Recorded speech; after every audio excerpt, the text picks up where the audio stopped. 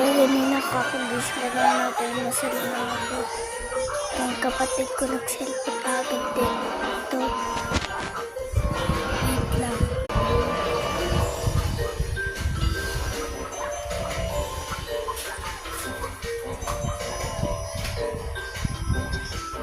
Kapatid ko na.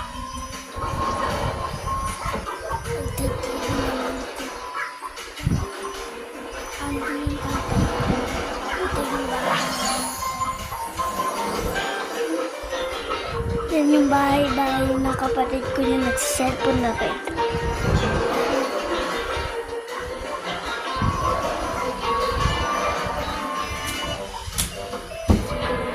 Ayun yung tatay ko.